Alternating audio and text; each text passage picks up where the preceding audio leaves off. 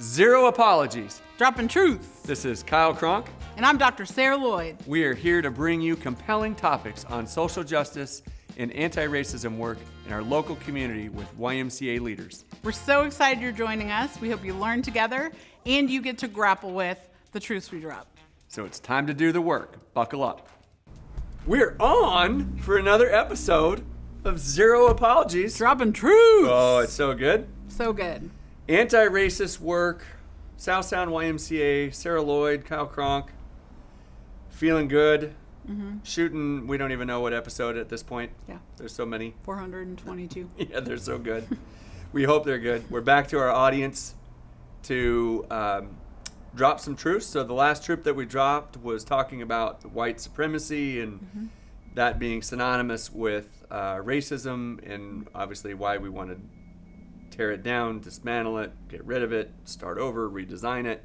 We're not talking about tweaking the system. We're talking about a wholesale redesign to center blackness and to be non-anti-black. So today's topic is An amalgamation. thank you. You're welcome. I think our thing just went down. I don't know if that bothers anyone. Probably just Logan. But we can handle that because we can just move through. Look at we've got You stuff. can't move the focus. Yeah, We're I good. know. Yep. Look at, you're the one focusing me. I know. Oh, that's a switch. Okay, but we're going to talk about some shirts. We're going to talk about the white hero. Yeah. And we're going to start off by saying that you have the best shirts. Thank you. We'll talk about that one and then this one. Yeah. And I've got a great hookup, so I appreciate that. But we were talking about one day, you know, how do I show up in space? How do I use my privilege to help combat this? And this is not about the Kyle Cronk show, about why I'm so great at this. It's really about how to get more people in this work. And as a leader in this community, and as a person with privilege, my job is to use my privilege to help center blackness. So one of the ways that I do that is proudly wearing stuff like this to continue to start these conversations. Yeah.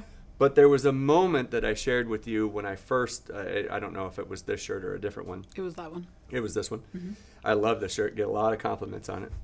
And so I'm wearing this shirt, I'm going into my normal Safeway, and I think for like it couldn't have been more than a nanosecond. So briefly, I think, who is going to fuck with me with this shirt on? Who is going to give me a bad time when I go into my Safeway when I'm wearing this shirt?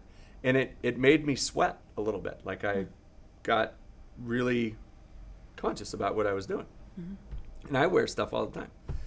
And I thought, oh, I don't like this feeling. And then it got me a little angry because I thought, no one's going to tell me what to do. This is not right. I'm going to make a stand. Right. So I end up wearing the shirt. Nothing happens. No one says anything. I go about my day, go about my business, wear the shirt all day, wear it in multiple places, including my workplace. But we talked about the And white. what does your shirt say for the people who are listening? Oh yeah, I forgot. We're not. It says stop killing black people. The wholesale license to kill black people has to stop. Yeah. I mean, I can't even believe that we have to say that. It's kind of like Black Lives Matter, right? Like, why do I have to Why do you have to people? remind Or inform people that they do? that your life matters? Yeah. When you say it that way, it's like, why would you need a shirt to say stop killing black people? So that just gives me pause. You can sit with it. And I'm sitting with the absurdity of it. Yeah.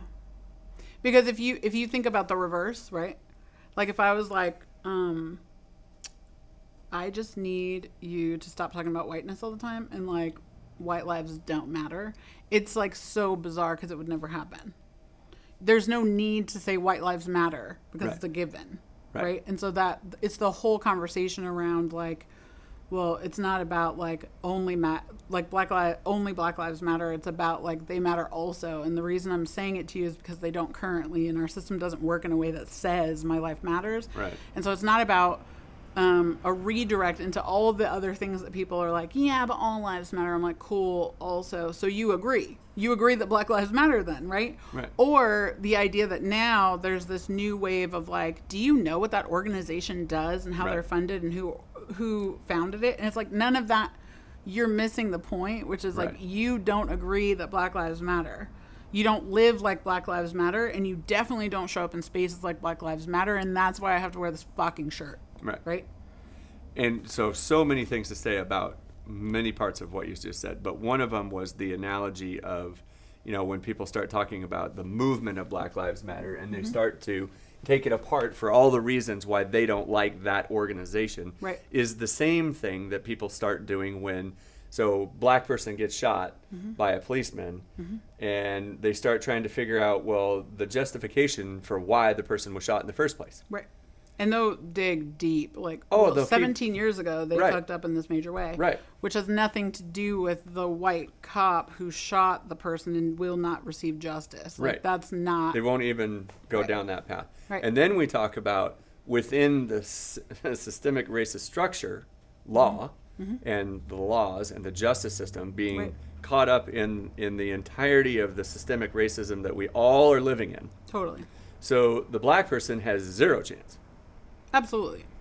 And I mean, to have the potential record that they might have or likely have is already stacked against them. absolutely. And then you have the intersection with like police and how they were, created, which will Oh, happen yeah. at a Yeah. later, probably next time. The history of policing. Absolutely. So keep tuning in. Yeah, 'cause that's you'll definitely love a show. So we need to get to that history of policing because Absolutely. that's huge. some of the, I don't even know what to say, just in terms of my own journey and my own path of learning. That was yet another layer of stuff that is kept, Right. essentially secret from the history of the United States. Right. Which is intentional because it reinforces Right. white supremacy, which we Right. talked about last time, right? So Right. if you're skipping all around, So we listen to that got one. to. So I think one of the things to do here, and this may not be the end thing that you can go out and do, but it's the layered system, and it's the system that is built, and that will continue to reinforce itself because it's built to do that. Right. So as a learner in this, and to center racial equity, I think one of the takeaways is to continue to go and look at those layers and peel them back, Right. and take any one of those systems. Take law. Right. Take critical race theory. I mean, you brought that up last time. So read about that. Right. And it'd be great if you read about it in community. I read about it, and I need to get in with someone to start asking questions like, well, what about this? And well, Right. what about that? So peel back some of those layers and look at the political system. Look at redlining. We've talked about redlining. How come black people couldn't get loans to live in the suburbs? I mean, is it any wonder that this continues to do what it's doing to reinforce itself? Right. One of the things that we were talking about with the shirts and being in public and taking a stand, I have a Black Lives Matter mask, and same thing. I mean, I think it's great, but you called me something the other day that I always get to show up as the hero, Oh, absolutely. the white hero, Absolutely. and that got under my skin because that's not why I'm in this work, is to be this heroic dude. No. And But I don't think that was the context of the conversation either, right? But it's Right, like but- recognizing, like, in that moment when you're at Safeway and you're Yeah. in the car and you're like, oh God, wait, and then you're like, okay, I can persist. It's like, it's that understanding that, like, every time you do something bold around race work, it's going to be viewed as heroic. Right. And every time I do that same exact thing, it's problematic. Because we're afraid of you. You're gonna. I'm terrifying. Yeah, you're gonna. So how do we get at changing that? Well, Because I think, you're right. That is so poignant. and you think about even just like the response to this podcast, okay? We've All had of it or this one? all of it. Okay. The whole Zero Apologies, Droppin Truths movement. Okay? Right. Because When it's you a think movement. about- I love it. It is. Oh my God. You're welcome. So I think about, like, constantly the conversations that we have in which, like, someone will approach you and talk about a certain set of things in response to the podcast, and then the conversations that I have when people approach me about the podcast. And they're just very different and consistently different, right? Yep. People talk to you about, oh my gosh, this work is so amazing. Oh, I can't, that's so good. Like, you guys are amazing, right? I have never once from those same people heard like, oh my gosh, I'm so thankful. Oh my gosh, the work you're doing is amazing. None of it. None of it. What I hear is like, one, oh my gosh, you and Kyle really vibe. That's amazing. You guys must be good friends. And I'm like, that's such a yes. And then the second thing is like content. They never are like, how radical, how bold, what amazing. Like it just doesn't happen. Right. And those sample sizes are different, right? Like the people who are coming to you are the people who will never speak to me on the side of the street.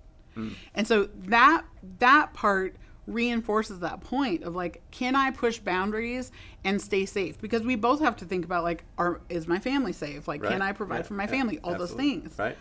And I am 9,000 times more likely to get ostracized for doing exactly what you're doing, where you will win awards. Guaranteed you will win awards for this work. So we have to, I just, again, sitting with that, I mean, back to what we were talking about earlier, is that it's a gut punch, at least for me, in the context of humanity. So I'm in the people working business. I mean, YMCAs are built to get people to realize their full potential. Right. And I believe that that's everybody. And when I say everybody, I mean black people. And we, RY, many Ys, have not been, very intentional to center blackness or affirm blackness in a way that I think our organization is moving towards. Absolutely. For sure.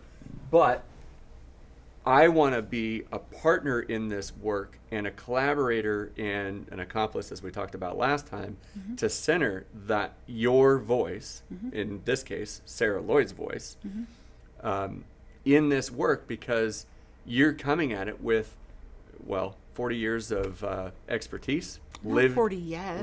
God. Okay, 32. Right? Yeah, 40. So you're coming at it with a significant amount of lived experience and expertise in this work. And my job as a white leader is to listen to you and to sit with some of the truths that you've got. I mean, that's why we're doing this. But so let's talk about boundaries and pushing boundaries, because that was a topic that we talked about from a YMCA perspective of how can you lead in this work in a community. We even talked about whether or not we were talking about Olympia, but the Tri-Cities, the Western Tri-Cities of Lacey, Tumwater, Olympia, is this community ready for the type of change that we're talking about or that we seek? So when we talk about, from the last episode, we talked about affirming black voices and creating black spaces that are affirming. I'm curious of your opinion on how does that weave into community readiness / how do we build this community to affirm that? Yeah, I think, I have lots of thoughts, as you might have guessed. Yeah. One is to say that I think the perspective about how we move into readiness is different depending on who you are. So for instance, I think some people have the perspective with the job, let's say your dream job, you need to be ready before you can step into that job, right? So you need to be qualified to do the job. Yeah. And some people would say that you take a job that will help you grow into that job, right? So it's aspirational versus like preparation. Yeah. And so I think it's like, is our community ready right now? No, otherwise there wouldn't be a need for this podcast. Are we willing to go into a job we're not yet qualified for and prepare aspirationally? Absolutely. And that, a little bit of boundary pushing there. Absolutely. Because this is a boundary pushing thing. Totally. For RY, for you as a board member, for me as a leader of this institution, for us as a community to come out and lead boldly together, not just Kyle Cronk, but you leading boldly as well. And doing it in a, I have not, we have not talked about this, so this is just thinking, on air so now we're doing this in community.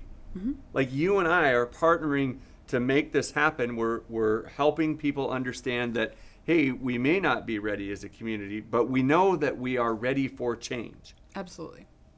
because it's not working.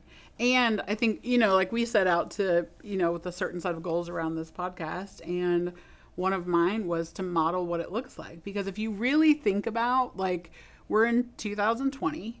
And if you really think about how many white people in our community or in the world, really, but like in our community are in relationship with powerful Black people, really, like how many people are really doing that? It's rare. And I was just thinking about it just now, and it took me back in this moment of like, it's like the fucking 1950s. And it's like the relationship that we are building constantly, being in community around this work, is so rare that it's almost like it's illegal or forbidden, right? Right. But no one will say that today because that's fucked up. Right. But really, if you really think about who is showing up in community with powerful Black people and saying, like, I want to, like, walk this out with you.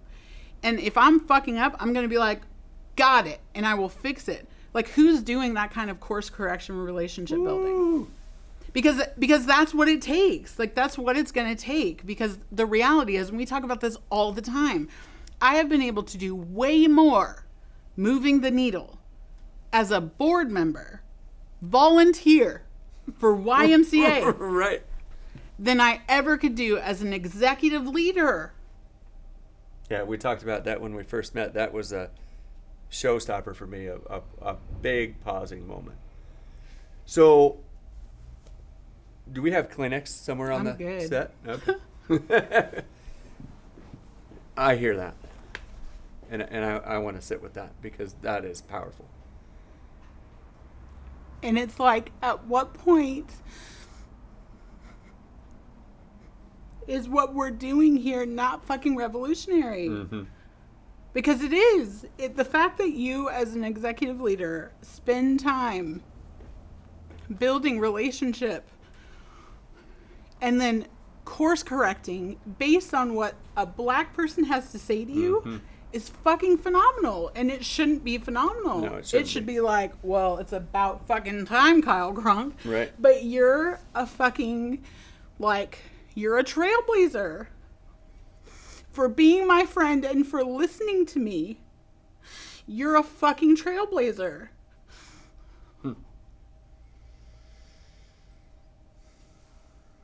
And so it's like, are we ready? No. Because I respect and love you dearly. And it's like, how are you a fucking trailblazer for, like, being my friend and listening? Right. That is so, just so powerful and real and messed up. Mm-hmm. Because I've been in close relationship with people who still are saying, how does Kyle do it? And I'm like, how does he not? Why don't you do it? Yeah. How? So, do you say that? And what is the response? This is taking a totally different turn. Like, we're just so everybody knows, we were talking about shirts and heroes and not centering it. And I appreciate what you said about the relationship. And I just need you to know that I am there and I am walking with you and I will always walk with you through this work. I know that. But how do we need other people to understand the gravity of the situation, mm-hmm. that lives are at stake when we go, and I think we talked about this, when we talk about Black Lives Matter, how can they not? Mm-hmm. How can they not? How can we sit there and think that we would ever need to say that Black Lives Matter? Mm-hmm. Right, and it goes back to the readiness part that you talked about, right? Like, it's like you're asking me, do I think we're ready? When really, like, the answer is in that moment that you're at Safeway and you're like, I'm wearing this shirt that says stop killing Black people, which is a given. It's like if you wore a shirt that said the sky is blue and then you're like, I'm nervous, right? Whoa. Like, you in that one moment of, like, the pang of fear, you had the answer. You know we're not ready. And we must. So, like, Right. what does it look like to continue to move forward despite fear? And I think that's the part. Because people always can name their fear, but they name it in a very surface level thing, right? They're like, I'm afraid I'm going to do the wrong thing. That's not what you're afraid of. You're afraid of that resistance, which could put your life in danger, which Right. could put Well, your livelihood in danger. And Right. what I need people to understand is that pang of fear you felt for 1 second before you're like, shake that off and go to Safeway. I feel that constantly. Yeah. That vigilance is real. I mean, isn't that day to day, minute to minute? Absolutely. There are moments when I don't feel afraid, and I notice those.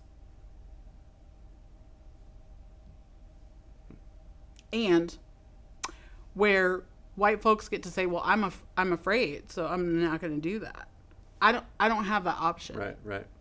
So I continually go into spaces that I know I am not welcome because I must, and because I refuse for people coming behind me, generations, my own kids, Yeah, anything. I was going to say the three birds. The three little birds. I can't They're wait. So cute, right? Oh, they're so cute. I refuse to go into any more spaces knowing that, well, I can't do this shit, so someone else will have to. That's why it's so important when we talk about, I don't even remember what the term was that we used, but the volume, the pushing of the boundaries, and showing up authentically. That's what it was. Mm-hmm. So how do you show up in space? Why would we? I think this is a rhetorical question that I don't need an answer necessarily from you. This is to the audience. Why in the world would we force black people who have been oppressed for well over 400 years into a preconceived way that they need to talk about their oppression and fight against being oppressed? I mean, that to me makes zero sense. Yeah. And obviously it occurs all the time. Mm-hmm. And so I think some of the learning that I'm doing is how do we get more in touch with our humanitarian side? How do we continue to pay attention mm-hmm. to those moments where some, the fear-based stuff that, the system, the white supremacist system has made black people out to be, fearful and scary. Mm-hmm. So I have to walk across the street, or I got to lock my car. I got to do things to avoid that thing. And really what we're trying to say is, no, we need to be in community mm-hmm. to be able to get in touch with that humanitarian side, so that we won't have to always say that Black Lives Matter, because they will matter, and they do matter. Mm-hmm. Yeah, and I think it's like, so the fear is real, so great, acknowledge it, name it, draw a picture of it, whatever you have to do, and then blaze the fuck through it. Right. Because that's what I have to do every day. Right. So that same example, I will never forget the day you were like, okay, so this is what happened, and I feel bad, and I don't even want to tell you, but okay, I was about to wear this shirt into Safeway. Right. And I remember being both like infuriated with you, because you were like, I'm so fucking angry at myself, right? And mm-hmm. I was infuriated with you, but also like the sense of solidarity that I had in that moment. And we talked about that, because I have that same feeling mm-hmm. when I'm like, I'm about to wear this shirt that says Black Girl Magic, and I have to think about, okay, like, what do I have today? Yeah, what spaces am I good to, like, can I? And that's just to say, like, well, didn't you say, can you afford it? But when you said afford it, it was, can I, for the second that you said afford it, can I afford it, like, monetarily? But it wasn't that. It's mm-hmm. way deeper than that. Mm-hmm. Can I afford the reputation hit? Right. Can I afford a knock on my leadership? Can right. I afford to, if I apply for another job in this town, mm-hmm. is someone going to hire me? Right. I mean, the list would be endless in the ways that you could maybe not afford to wear a shirt that says, stop killing black people. Yeah. And that we both have that same exact experience. Mm-hmm. Right? Right. But mine continues, and yours comes in and out. Well, yeah. And because the reality is that our society, our system, our community here centers you. No, And so totally. it's about if I share with you like, hey, what you just did right there was racist as fuck. It's about like I have to sit there and be like, okay, how will you take it? How will his feelings be? Is he in the mood? All those things. When you get to say radical shit, you just get to fucking say it. And it goes into that we've had a couple joking moments but serious about how like you just assume that shit's gonna work out. Right. Because it does. Right. No, I totally got it. And so when that's pointed out, that's tough. Absolutely. And it doesn't feel great, right? No, it feels crappy. And that's what I'm talking about. It's like there's this principle that people are holding in whiteness that is like, I don't want to make someone uncomfortable. I don't want to introduce into this space discomfort. But it's not introducing shit. It's saying like, Sarah, you're holding 1,000 pounds over there. Let me take 20. Yeah, 20 a little bit. Because that discomfort, that fear, that unrest, it exists constantly. You just don't have to hold it. Right. No. Unless you choose to pick it up. So the question is, how do we get people to move to pick it up and to help our brothers and sisters? That's, I mean, literally, this is, I love that this conversation went a different way than I thought it was going to go. You're welcome. It's great, though. Uh-huh. Yeah, I think part of it is understanding, like, I will have to do things afraid. So how do we... So when I'm afraid, I want people by me. Okay. I don't want to do that alone. Sure. So I think that's a super human response to being afraid. I would like to be. I mean, from when we were our kids, right? When you're a kid, you're like, Mom, oh my God. You know? Who's under my bed? Exactly. I wonder if that was too loud for the cameras. They'll fix it. Or not the cameras, the microphone. Cabin light is Cabin dope light like is that. dope. But yeah, so I think white people have to sit in space of understanding I will have to do it afraid. I will have to be uncomfortable. I'm just gonna, it's a given, right? Like if you go into a situation and say, I am going to be praised and valued and celebrated, and then you go into that space and people are like, why the fuck are you here? Then that's disappointing.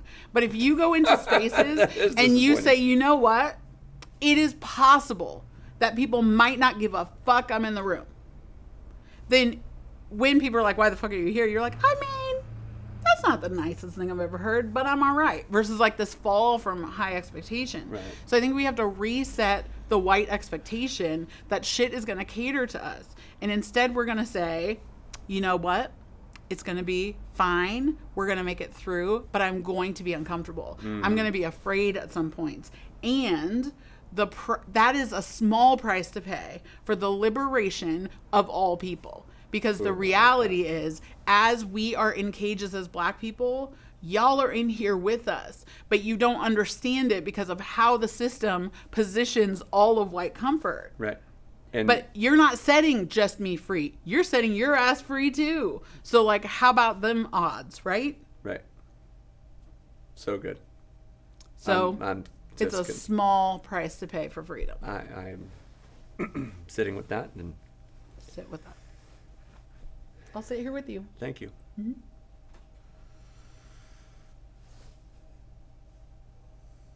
Mm-hmm. Yeah.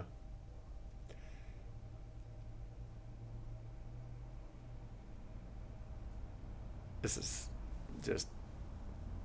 was a moment. Yeah.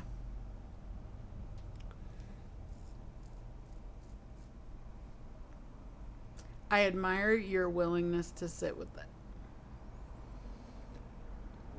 Thank you. Mm-hmm. And hearing that, I love that because I mean, I know who you are and what you mean, and sitting with it and getting praise for sitting with it and being human is hard to hear too. Sure. Because it feels to me like, why aren't more people doing this? Sure. I mean, it's shitty to have to praise someone for doing basic humanity. And also, right. I think there's this real tension that Black folks feel about saying, like, I want to acknowledge the people who are standing in space of accomplice, who are doing the work, who are being diligent about it, because that's what's going to take. And like for me to expect you to like not ride bikes at all and then to jump into BMX bikes, jumping off ramps and stuff. I love the bike analogy. You're welcome. That was for you. It's not realistic.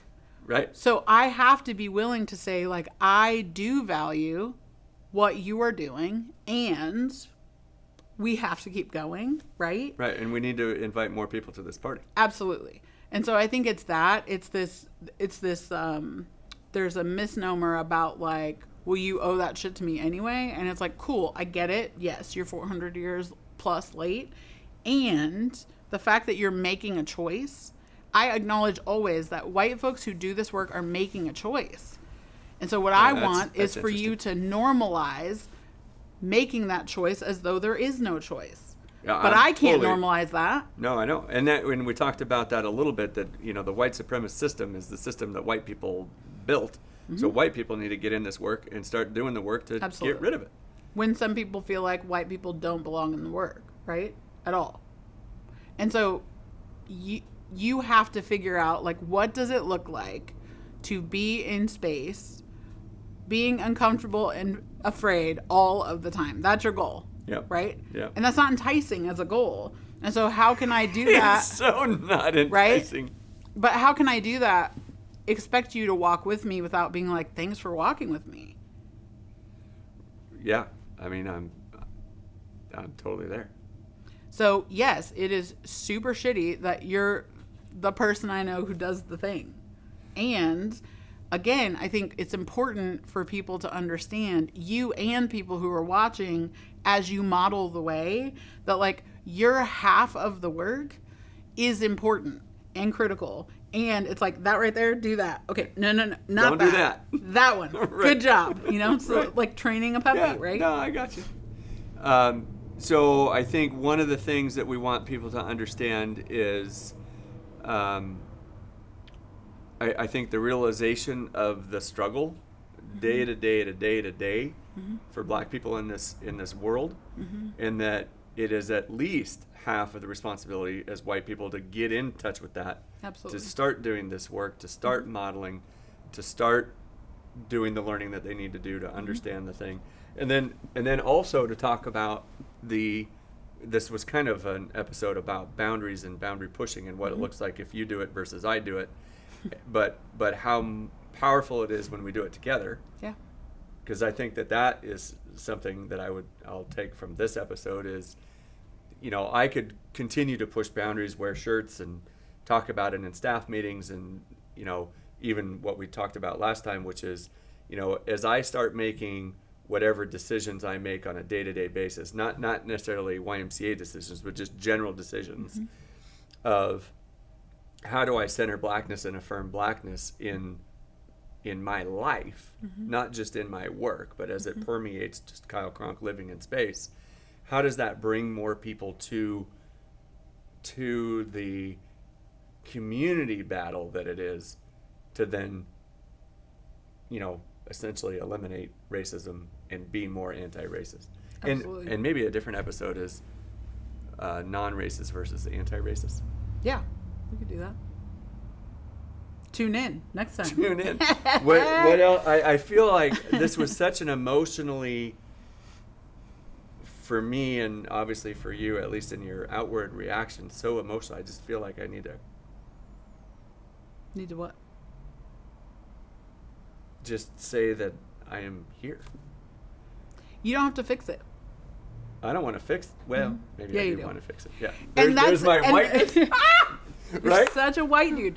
That's the thing, though. I think it's like, it's real for you to name that, acknowledge it, and then to see me standing here and be like, you don't have to do that. Right. Because that's part of what it looks like to be in a relationship. I think a lot of white people who do care about the work gas themselves out trying to fix shit that I don't need you to fix it. What I want you to do is walk in the shit with me, and when I'm like, light that shit on fire, be Please like, do cool, it. me or you, right? And so it's like, it's how do you build partnership? If you're putting all of your anti-racist effort into fixing Black people's pain, like, you'll be the fucking custodian of the movement instead of moving Right. shit forward as a bulldozer. Yeah, no, I'm totally cool. That was a great segue into that little course correction, because I think that you're right that there's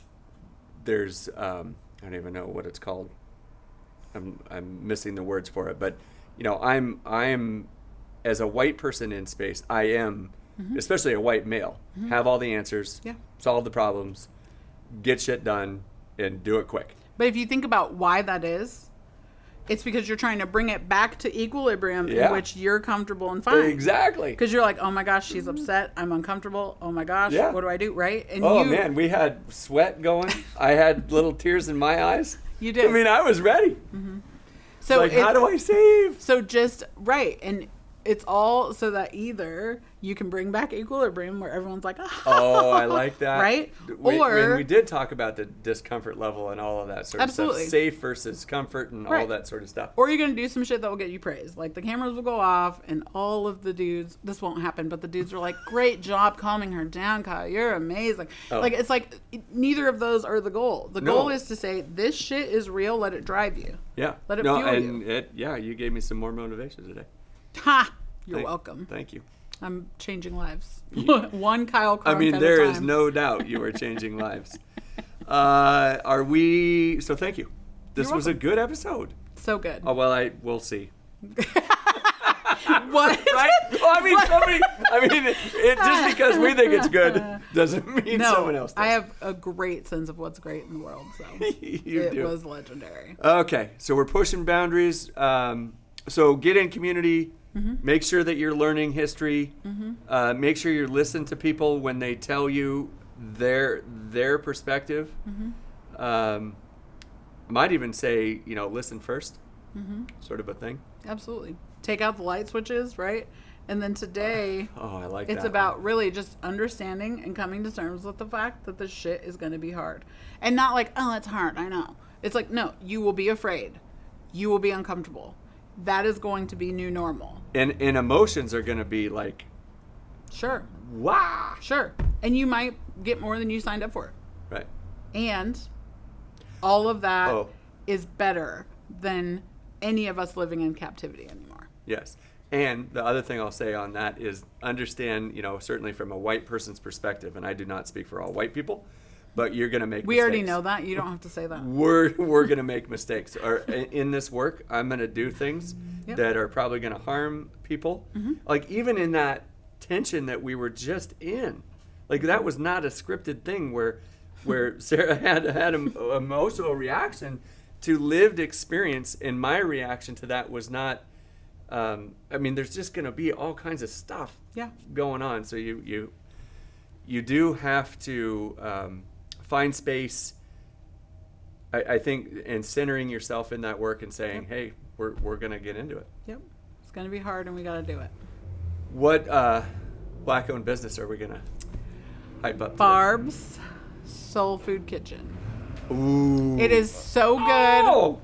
As just you can had, like, see, people are doing backflips. I always know when I picked a good one when Cabin Light reacts. Yeah, and they're woo! like, oh! Which I'm, batting about 900. So. Oh, yeah. But Barb's Soul Food Kitchen, man. Located it is where? It's mobile because it's on wheels. Oh. So you gotta track it down. But you can find them on Facebook. I was gonna say Facebook is the and hookup. They throw down. There is not good soul food.